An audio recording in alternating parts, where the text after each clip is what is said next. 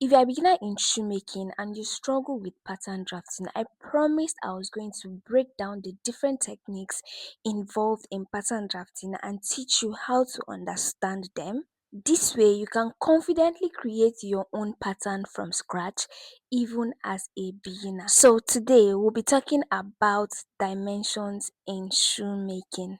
Trust me, understanding dimensions is one of the simple things that can completely change the way you approach pattern drafting. So, whether you are drawing your patterns freehand or you are drawing directly on a last, you need to understand the size and dimension you are working with. And if you ran away from mathematics as a student, trust me, you are going to meet mathematics in other aspects of your life, especially in shoemaking, because you need to understand measurements, proportions, dimensions, and how they all relate to the size of shoe that you are working with. And this is the reason why some shoes you make end up looking sloppy, while some other ones that you make come out looking so beautiful. Because sometimes it's not that you don't know how to make shoes,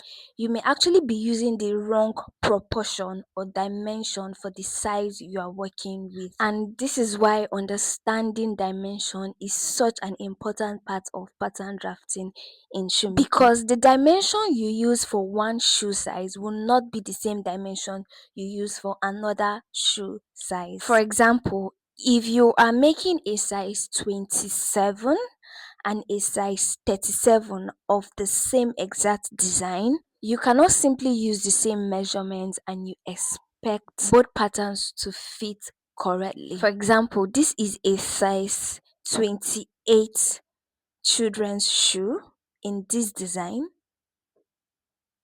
and this is a size 45 adult shoe in a similar design.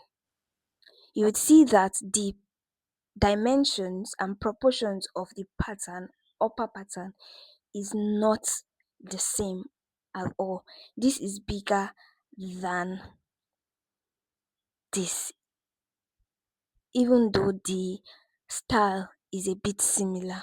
So the design may be the same or similar, but the dimensions have to change according to the shoe size. And I repeat, this is why understanding dimensions, proportions, and measurements in shoemaking is very, very important.